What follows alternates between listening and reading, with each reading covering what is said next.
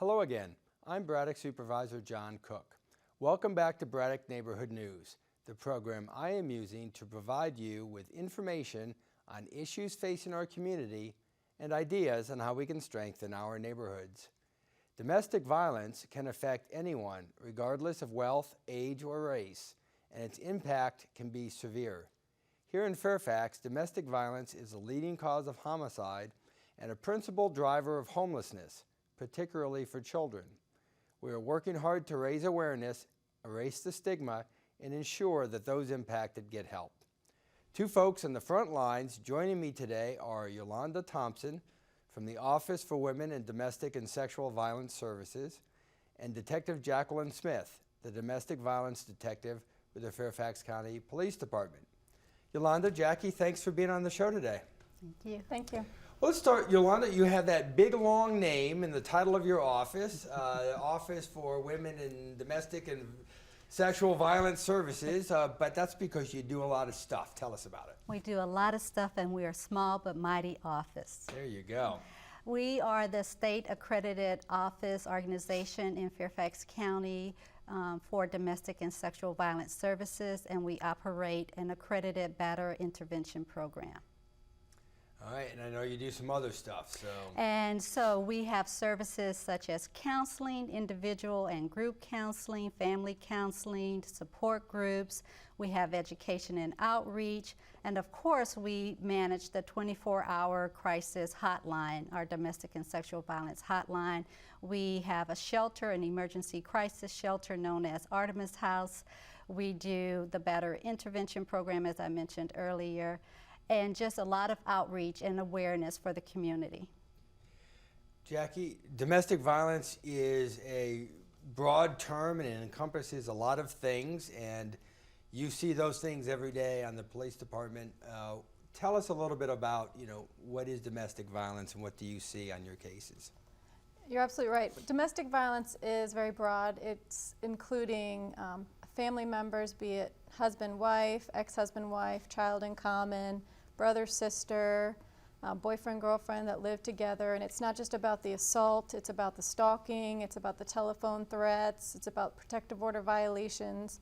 So we see that on a daily basis in the position that I'm in. Really, the underlying thread of all of those things you talked about is it's about control and really asserting that control, and it really has nothing to do with what ought to be at the heart of a family, which is love and commitment to each other. Yep, absolutely. It's definitely the power and control is kind of the root of all evil in the domestic violence cases. When you think of a typical batterer, that's pretty much at the top of the list, controlling what their victim is doing every moment of the day, what they're saying, where they're going, who they're hanging out with, and just the way they should respond in certain situations. And what you see as far as when domestic violence is happening is it's not that one day all of a sudden there's an act of extreme physical violence, but we tend to see a ramp up that begins almost maybe unnoticeably and then builds into things. And talk about that a little bit. I mean, absolutely. If you went on your first date with somebody and they called you a name or they slapped you across the face or they pushed you, probably wouldn't be a second date. So there's that initial loving relationship, most likely, that does turn into something worse. It's going to start probably with name calling. It's going to start with a little bit of control, which some people might think is cute or romantic, which really is not. And then it's going to usually separate that person from family and friends, from any kind of job, so that batterer does have control, sole control of that relationship. And then as it progresses, it typically does lead to physical violence. But I talk to a lot of victims that say that the daily mental abuse is worse than the physical abuse. Right. And Yolanda, your office deals with victims, and it can take people a long time, one, to recognize that they are being subjected to domestic violence because it's not starting with physical, and then to come in and seek help. Right. And one thing, when you mentioned earlier about this whole notion of a healthy relationship, that's the things that we really try to stress is, healthy relationships start with having responsibility, emotional responsibility. So in other words, being responsible for your own feelings. And when we see that that doesn't happen, it's usually when people start to blame others for the way they feel, right? So if you cannot love yourself, then how can you really love other people? So that's the first step that we're looking at. What is the emotional responsibility in this relationship? And then you can see things like compassion and kindness and understanding that you can do things together and separately. And what do you see what's the point when the average person comes in and seeks your office's help? I mean, they've already been through a lot to prompt them to come in. Mm-hmm. I think that no victim looks the same. So it just depends on their personal experience and what type of support or information they've received. So sometimes it may have been just, as Jackie mentioned, when someone starts to realize, hey, this is sort of controlling my behavior. Someone is questioning where I am, why I didn't text them back right away. Those types of things. So we may have someone who recognizes that right from the beginning. And then it's other times when there's some physical altercation which results in serious injury, and that person happens to have called the police. And then we get connected in that way. And that probably brings us up to talking about a new project that we've just initiated, which is called the Lethality Assessment Program. And that's when you're looking at when, you know, unfortunately, sometimes at the end of all this, there's a homicide. And that's what the LAP, Lethality Assessment Program, kind of works on. And Jackie, why don't we talk about that? Right. In 2012, the Fairfax County Fatality Review Team made a recommendation that our agency start using some sort of lethality assessment. Our agency selected the Maryland Model Lethality Assessment, and it's 11 questions. It's research-based, based on Dr. Jacqueline Campbell's research, and it's used in the field at the scene of a domestic violence relationship to determine how serious someone's relationship is. What's the risk factor of possibly being killed? And so we're going to ask these questions. If they are high risk, we immediately connect them with services, calling what we call the LAP line, which is answered by the Office for Women in Domestic and Sexual Violence Services. And then what'll happen at your end of the line? So of course we will then speak with the officer who asks the victim if they are willing to speak with an advocate.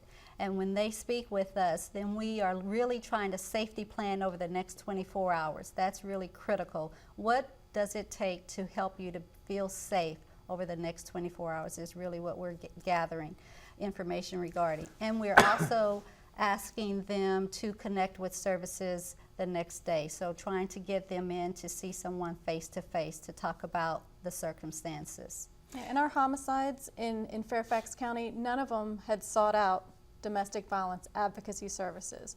So 27% had actually sought law enforcement. So if we could get a quarter of those victims in touch with advocacy services, the chances are that they're in the future, they have much higher chance of not being killed in that relationship. Right, and that kind of goes back, I think, to what we talked about a little bit before, this sort of continuum, as all of these things are happening usually before there's a super violent event. And we just got to capture people as early in that process as possible. But Yolanda, you'll have times when people don't always even come in after the first violent episode. Absolutely. Talk a little bit about why that is.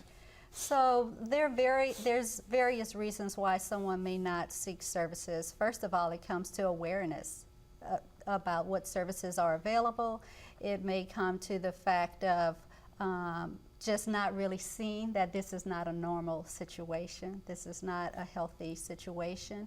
And there are other barriers, language barriers, that may prevent a person. And then they're stuck in this power and control relationship, and so they don't know how to access. So if you've ever looked at a website that relates to domestic violence, you always see this, press this button to safely escape, so that, in other words, it can't be traced by the batterer in that situation.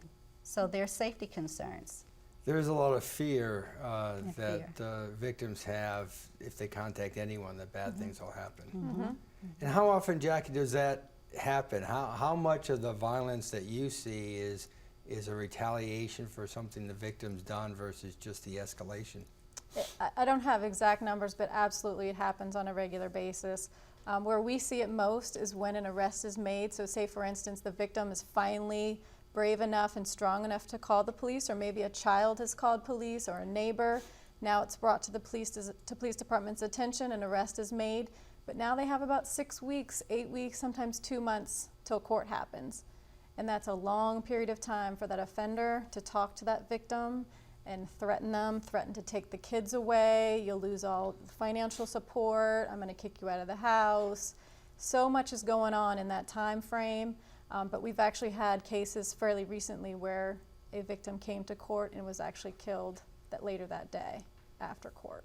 And I suppose there's a lot who don't come to court, and Yep. and you have to deal with that. Absolutely, a lot don't show up. The court tries to issue show causes, which is basically a piece of paper that says you're supposed to be at court, you need to come. We try to encourage them to come, but without a victim there, it is very challenging and very hard to hold an offender accountable and get them services that they need if the victim doesn't come to court. So we do try to encourage them to come and explain, you know, they're not going to go back to jail. We need them to get services, though. If you don't make a change, they're not going to make a change.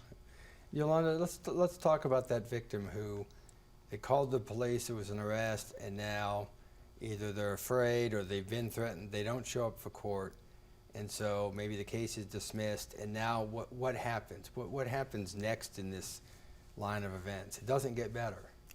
Well, you're exactly right. It doesn't necessarily get better, but this is why we have the LAP program, to really connect with that victim right at that point and to encourage them. So there's something called the 24-hour follow-up. So right after we receive that call, an advocate the next day will contact that victim to touch base with them, to discuss their options, to try to get them to come in and meet with an advocate to further talk about their circumstances, what services they may need, what the court process is like, really trying to help educate that person. Okay.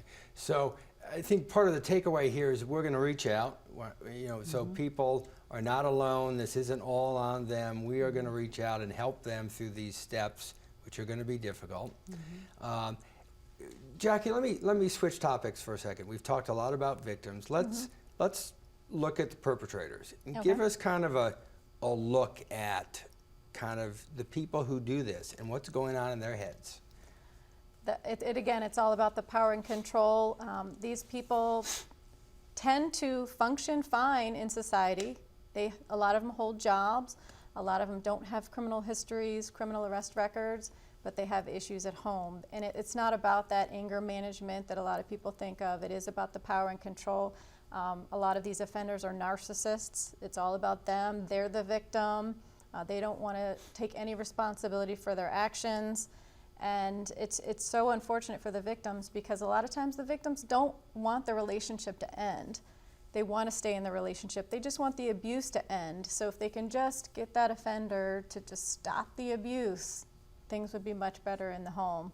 But these offenders sometimes they just can't get past that control. Go ahead. So in relation to someone who abuses another person, we know that children who witness abuse are really twice as likely to then perpetrate abuse in their adulthood. So it's really important that we provide services and programs for children who witness domestic violence situations. And in our office, we really believe that there is support and help for batterers. And so we have the ADAPT program, which really is based on emotional regulation and trying to provide this person with the tools to be able to regulate their emotions, as I spoke of earlier when I spoke about healthy relationships and taking emotional responsibility. And we have found that when we have someone who completes our ADAPT program, they are less likely to reoffend within 2 years after completing the program. And the court actually really refers a lot of those offenders to our program is court ordered, and we have a really successful program and a high rate of success with people making changes and seeing the abuse that they caused and the harm that they've caused in their families. I think that's a great message to say that, you know, it's not just about getting the victims out of the house, although that's a lot of what we're doing, but we can actually reform the perpetrators here and try to get them back on a path of more normalcy, so that that we can have a more permanent fix. Our program really focuses on we take a family systems approach to domestic violence.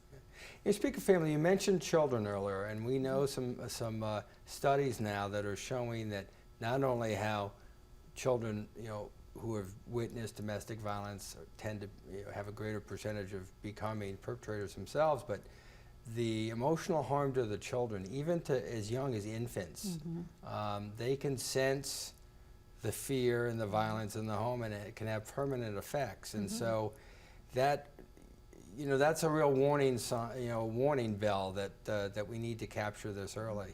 So one of the key things is, so we know a lot of the predictors, right? And so that's a promise, because when we know something, then we can address it. We can create programs and services to help to address these predictors of domestic violence. And the police department works very closely with Child Protective Services, Department of Family Services. Anytime we get a domestic violence case where an arrest is made or a child has witnessed it, a child is aware of it, a child has heard it, CPS is getting that report and they're following up. They're getting the offender in counseling if the court doesn't do that. They're making sure those children are safe. So it's continued support for those children even after the event. You know, we've talked about the victim, we've talked about perpetrators. Let's step back one more step. Let's talk about the people around them, observers. What should people look out for? What are the signs of somebody who's either being abused, or maybe even the signs of an abuser? What should people sort of, not that you should sort of be watching everybody around you, but if you see these things that you ought to take note of? Well, I mean, I think obviously that the first things you would see is if you're seeing injuries on someone that are not explainable, or that they have something that just doesn't sound right. That's going to be a first clue that there's probably abuse in the home. If they are starting to withdraw from activities they used to do on a regular basis, that's another clue. If they are overreacting in situations that they normally wouldn't react that way, a lot of stress in the home, that could be a potential clue as well. But we always encourage bystanders, we call them family, friends, victims, if they're aware of any abuse, if it's of course immediate danger, call 911. But to reach out to services, because it's just so unfortunate that the homicides that we have had, that other people have known there was violence in the home and they just didn't know what to do. And that's just a really tough situation to be in. And Yolanda, your office can help with that. So if you think that maybe somebody in your workplace or somebody in your family, somebody in your neighborhood maybe is a victim, but you don't really know, you don't feel you know a lot about it, your office can help that person assess what's going on. Right, so you mentioned earlier about, in the introduction, about our hotline, our 24-hour hotline. So we can get calls, and that, in that regards, provide them with information about programs and services, help share some tips in speaking with the person that they feel may be going through a domestic violence experience. I think the main thing is to remind people to just ask. Just ask the question, is there anything that's going on? How can I help and support you? That's great, and just be part of this you know, group of support that's around. There's a lot of organizations that both of you work with. Let's talk about what some of them are. And you bring up a great point, because people automatically assume that if you're in an abusive relationship, the only thing you can do is call the police. And that's really not the only option by far. And even being a police officer and a domestic violence detective, I want people to be safe, and I want the children in the home to be safe. So if they're not comfortable calling the police, call DVAC, which is our Domestic Violence Action Center. Reach out to your church. Reach out to, of course, Office for Women and Domestic and Sexual Violence Services. There's also, so Jackie mentioned the Domestic Violence Action Center, which is a co-located community center in downtown Fairfax off of Chainbridge Road. And it has we have different partners who are on site. So we have Legal Services of Northern Virginia, we have Northern Virginia Family Services, we have the Women's Center, we have JACADA, which is the Jewish Coalition Against Domestic Abuse. So all of these partners really working together.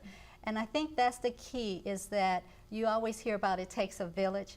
Well, the same is true when it comes to domestic violence. This is not just a person's issue, this is a community issue which requires a coordinated community response. And you know, that's a perfect lead-in to the next thing I thought we'd talk about, which is how we make policy in this area. We have that coordinated response to the DVPPCC, which I serve on. It's the Domestic Violence Prevention Policy Coordinating Council, and we're going to get a new name for that too. I was going to say, that's a long name. It is a long name, but that is really a phenomenal and somewhat unique organization. We have about 40 or 50 community leaders and governmental leaders all across the spectrum of agencies. We have judges, we have the chief of police, the fire chief, the sheriff, we have you have our director, Ina Fernandez. We have Ina, we have folks from human service agencies, we have people from the Commonwealth's Attorney's Office. The Commonwealth's Attorney, we have pastors, we have people in the community. And so we have all the different perspectives, and we come together and we say, okay, what can we be doing in our agencies to make better policy? And it's a tremendous way to really get at the heart of what's going on. There's so much knowledge in the room, and that's because all of you who are doing the work every day are bringing so much to us. But that's part of the complexity of the issue.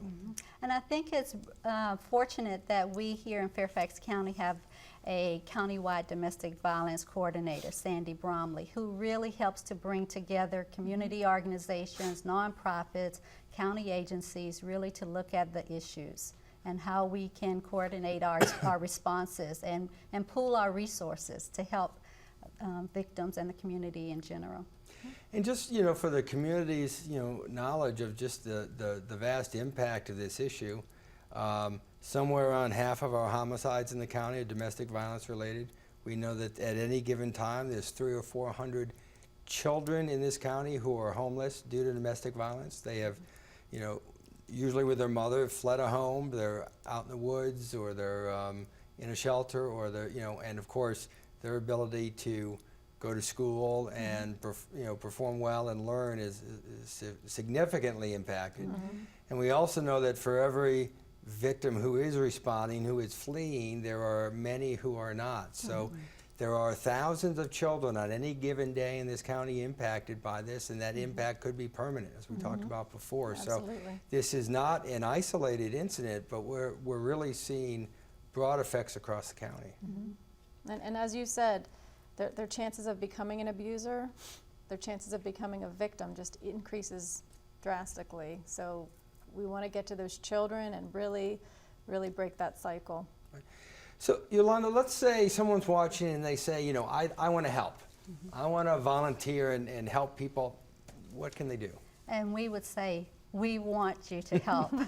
And we would ask that they contact our main office number and talk about volunteering. I think that you will have a website that will show a link for them to search and find about different ways that they can participate in different types of volunteer events, or just really supporting organizations, especially our nonprofits, who really rely on support, financial support, giving of time to help reach the victims.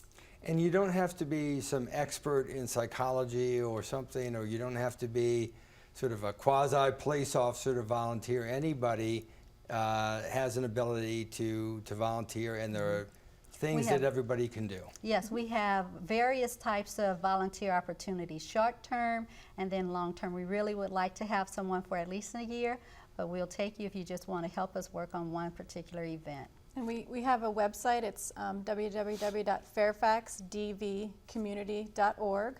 And there's actually a button to click on there called Ways to Help. So anyone can access that, and obviously a lot of different options of things to help in the community. And then there's always nonprofit organizations that could use a financial contribution. Absolutely. And we could talk a lot more, Yes. but we're out of time. I want to thank Yolanda and Jackie for joining me today and for everything that they do to help combat domestic violence. Please know that it's never too early or too late to ask for help. Don't hesitate to call the 24-hour hotline/helpline at 703-360-7273 or contact the Office for Women in Domestic and Sexual Violence Services directly at 703-324-5730. For more information, you can also visit their website at fairfaxcounty.gov/OFW. I hope you've enjoyed this segment of Braddock Neighborhood News. Thank you for watching. If you have any questions, comments, or other needs, please contact my office at 703-425-9300 or email braddock@fairfaxcounty.gov. Tune in next month for another edition, and please remember to look for ways to volunteer. Your community needs you.